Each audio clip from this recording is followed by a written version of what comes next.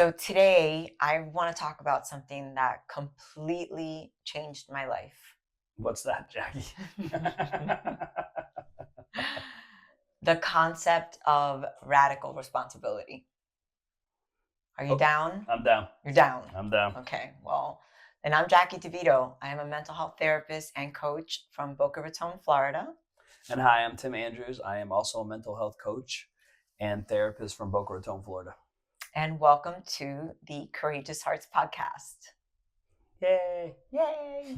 Okay, radical responsibility. Go. Okay. It absolutely changed my life. Mm-hmm. When I first started doing this work, like probably about 15 years ago, not therapy. I started therapy at like 20. Right. So that was like 10 years ago. Just kidding. That was, a long time ago. I'm 47 years old. And I had a therapist, love, bless his soul. He has since passed. But he didn't hold me super responsible. Like I would say, I think I drink too much.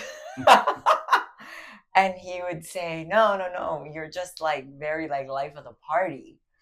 And you just try to fit everything in one night. But like, maybe if you but there was never like a lot of responsibility in anything that we discussed. Right. So even though he did help me a lot with many areas of my life, it wasn't until I moved to Florida and I met like you and Mark and all these other guys that really Mark was my therapist, that this radical responsibility was first shown to me. Mm-hmm. And I remember I was sitting there telling him my life story and I don't know, God knows what else. And during, I don't know what session it was, but he looked at me and he said, "Are you aware that you live in victim mentality?" Mm-hmm. I was like, "Excuse me? Come again?" How dare you? Because I felt that like in my head, I'm like, are you kidding me? Like, do you know how much I've been through in my life? And in my head, I'm going on and on like, well, maybe I said it out loud. And then I was like, oh, wait, yeah, this is the description of a victim. I was like, do you realize the hardship that I've had? And then I was like, oh, you have a point there. So it's not that because I also don't like when people make the word victim something to be ashamed of, because we are all like victims at times.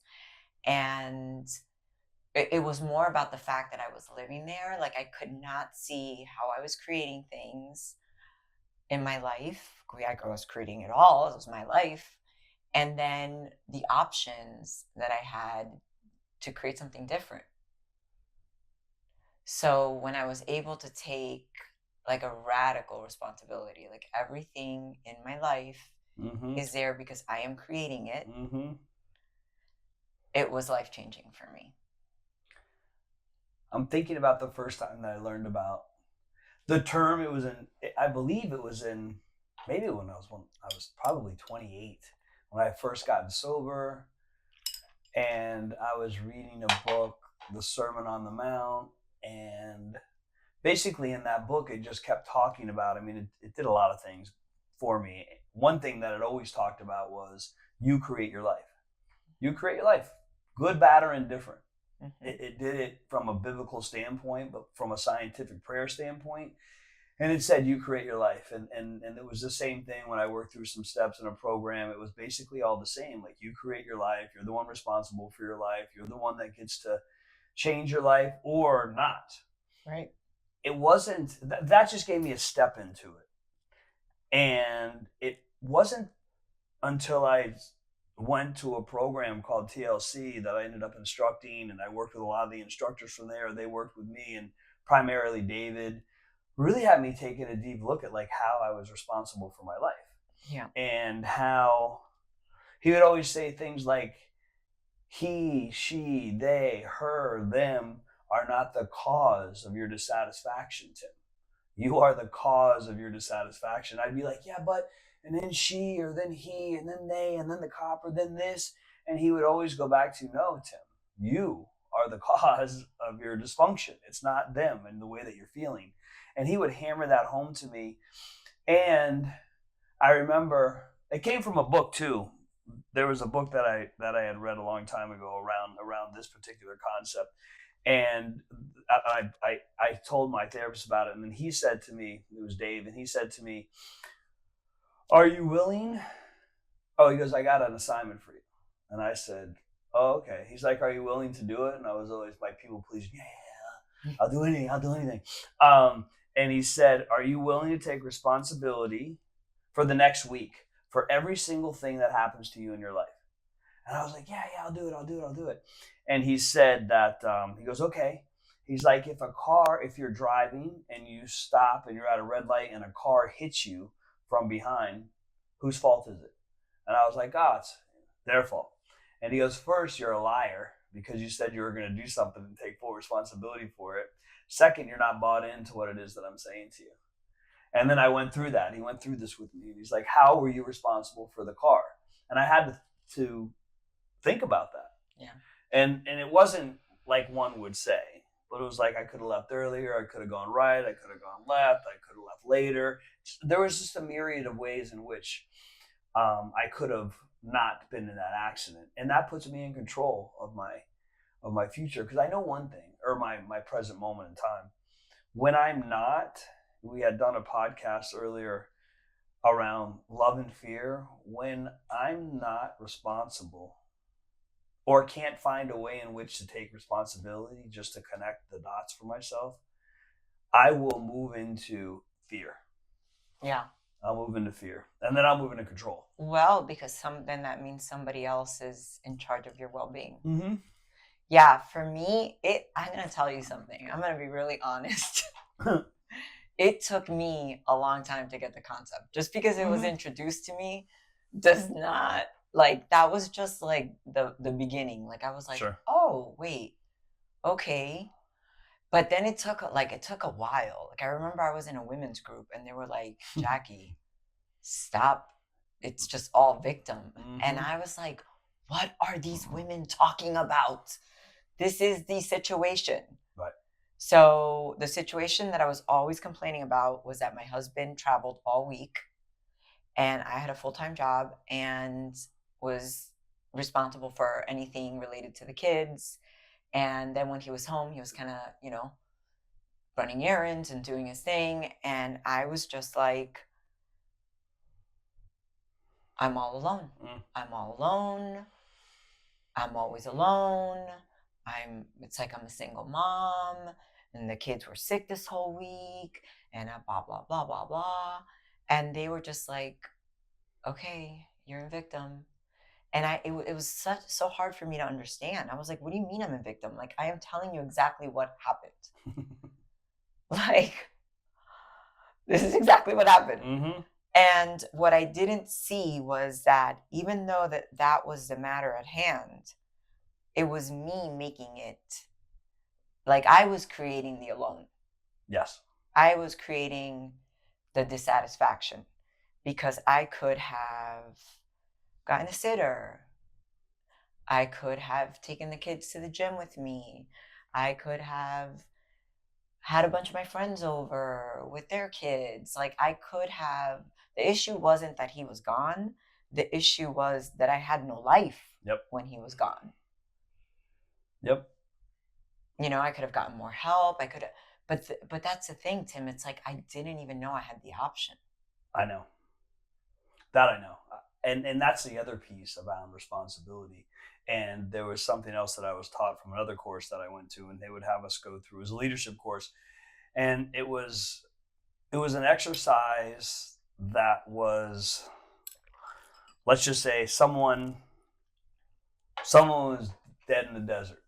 And then you had to come up with Sounds like I'm uplifting. Yeah, well, you gotta say that. And you had to come up with everything except what you really thought had happened to the person that was dead in the desert. So people came up with, oh, he fell off a horse or he fell off of this, and you would go around, and I was only able to come up with like three things probably, and then I would take yours or I would take his, and they'd be like, nope, someone already said that. Nope, someone already said that. Yep. Which, because you just mentioned options, which speaks to the fact that I had limited options. Yeah. When I'm in victim, as you keep talking about, I don't have options. Responsibility gives me a lot of options, and I work with a lot of people around what are the options. Yep. There's more than one option here. Yep. And if we can't find that there is a multitude of different options to choose from, it will typically lend itself to a lack of responsibility. So there's no radical responsibility in that. It's more about, I mean, they said it, I'm angry, sad, afraid, or ashamed. I'm looking for someone to blame. And that's a lack of responsibility. And when I do know this, when I'm in responsibility, again, we'll go back to love and fear. I'm in love. Mm-hmm. There's a space that I roll into where I'm in self-love and I'm not in a place of blaming. And you had said it earlier, we don't need to make victim a shameful verb. However, and we were victimized as children. Mm-hmm. That's where that comes from. Sure. And it's funny, I was overtly responsible as a child. Mm-hmm. Everyone's feelings I was responsible for. Keeping the peace I was responsible for. Making sure things were done right I was responsible for. And coming into my adult life, I didn't want to be responsible for anything. Nothing. Just didn't want to do it. Mm-hmm. And that's a direct correlation from my childhood. I know how can, at least that little boy, how can I be still more responsible? I've just found that in this stage of my life, it may be a little painful to be responsible for everything. And it's so freeing. Mm-hmm. Yeah, I agree. Yeah, we both have a lot of couples that come in to see us, or people, and say, I'm miserable in my marriage. Divorce is not an option. Mm-hmm. Yeah. Yep. And I know you and I have had conversations around this, so I know what you're telling them, because I'm telling them divorce has to be an option. Mm-hmm. You don't have to choose the option. No. But if not, the marriage turns into a jail cell. Yep. There's no responsibility. And there's only one way to be in the marriage, and that's without complete and total freedom. Yep. Complete and total freedom. And that's, I believe, what we continue to look for with ourselves and with our clients. And I know there's so many different times that I've gotten stuck in the loop of victim. Because, responsibility and victim are the opposite. Yeah. They're the well, opposite. Responsibility is the antidote. Yep. To victim. Yep. So, and freedom, for that matter. And freedom, yeah. So I know your old mentor used to say, she had something that she would say to herself, and it was, how did I create the situation I'm in, and how long do I want to be here? She did. That's a great tool. It is a great tool. To figure out. And if we realize that we can control the controllable, that's what we can do. Well, ourselves. Yeah, and that's the controllable there. And it's funny when I'm not in control of this myself. I say this all the time, and balance is a part of that. Yeah. And when I'm not in control, or I'm not in balance and or responsible, then the dog's in control of me. The garbage man's in control of me. Friends are in control of me. Situations are in control of me. It's everything outside of me, and I don't have a way through. Yeah. It doesn't last as long as it used to last, I must say. I have people like you and as I've said before, a myriad of people that surround me that I can be honest with, which is a big caveat, which is a big part of being responsible. Gotta be honest. So I have a lot of people that I can be honest with that will let me vent and not support the victim. Like, oh yeah, I understand. Brene Brown talks about like that. There's a lot of different ways in which people can come in and support. she doesn't say victim, but can come in and support that side of us. Mm-hmm. And when I have that, it just adds fuel to the fire. The other good news is I experience, well, good or bad, depending on how you look at it. I don't have a big bandwidth for staying in lack of responsibility. I don't have a big bandwidth for that anymore. Mm-hmm. It hits me quick, Mm-hmm. and it's painful for Yeah. me to stay in there. Yeah. Sometimes I'll say to myself, okay, I know what I'm doing. I'm in victim. I need like just a little time to stay here. Like I need to feel bad for a little bit.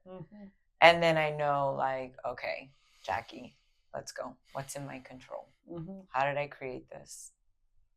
And what needs to be done? Well, even choosing to stay there sure is responsibility. Oh yeah, for sure. There, at least you're at a place where you're choosing. Yeah, it's not, and you know, whenever I talk about this with my clients, it's not that we have to be like always have the superhero cape on and move through life, you know, charging through. Like there are times that we need to feel whatever it is that comes up, and the awareness around that is really where the power is. It's not that we feel sad or we feel taken advantage of or we feel stuck and or scared. I mean, it's okay. And how long do I need to stay there? Well, with that choice, as I said, it's a level of freedom. Yeah. I can also feel with that choice, well, there's a level of peace. For sure. That comes into my life. And there was a course that you and I had taken separately, yet together. It was the same course, HCL. And they had a concept of the 12 distinctions of leadership. And one of the distinction was responsibility. And basically that distinction said, like, I am the soul.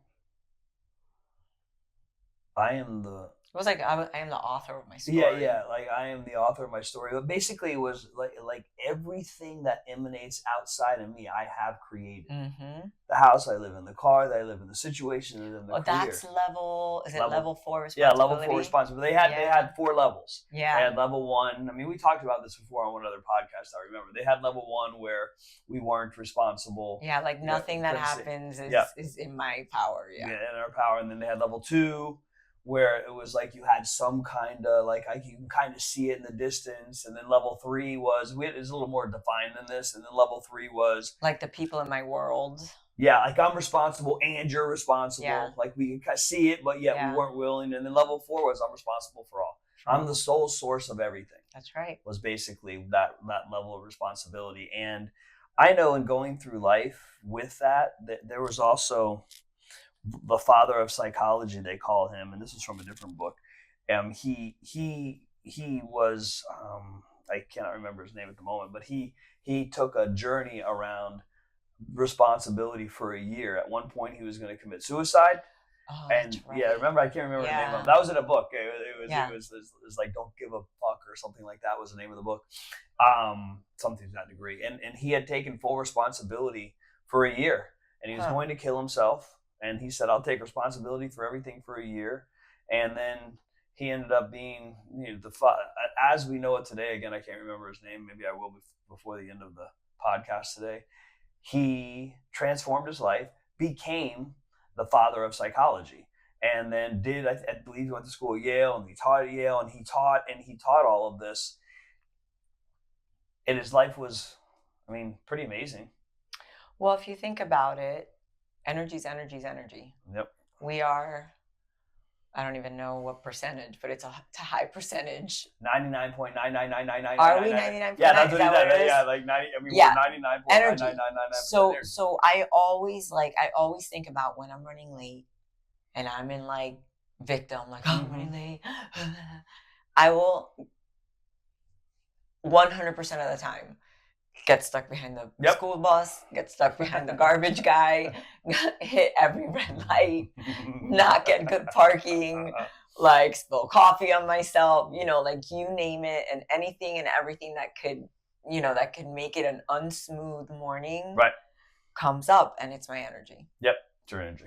Yeah. So when I can take responsibility for, myself, my life, how am I creating this? Mm-hmm. And what do I need? What are my options? What do I need to switch it around? My life changes. Yeah. I think it's something recently that happened to me as far as like responsibility goes. And I'm thinking about it as you and I talk. It was really this, you're gonna laugh. It was really that I got laryngitis. Mm-hmm. and when I got laryngitis, it affected, because I talk a lot, Yeah. it affected my voice box. Yeah. I didn't know what it was. Yeah. And so this has been going on for like the after effects have been going on for like 3 weeks. And what happens is, like, even now when I laugh, like, I have this amazing laugh. It's infectious. It just brings Everybody joy. loves this laugh. It brings joy to everyone. And I have this, and so I found myself when I laugh, all of a sudden I get inflamed immediately and I can barely breathe. Oh. And I have to bring it back down. My thought, and then I'm in victim. Wow, I'm never going to be able to laugh again.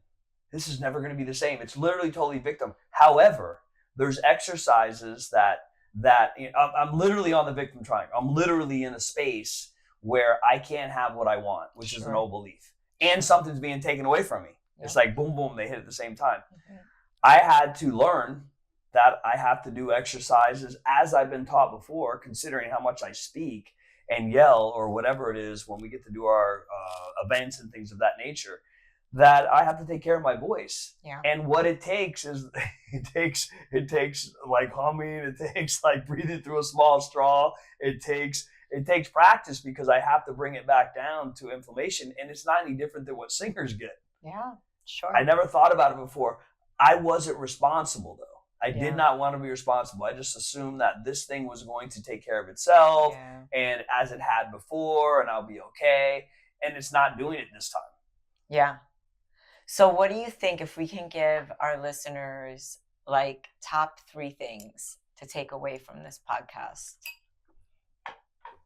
One thing would be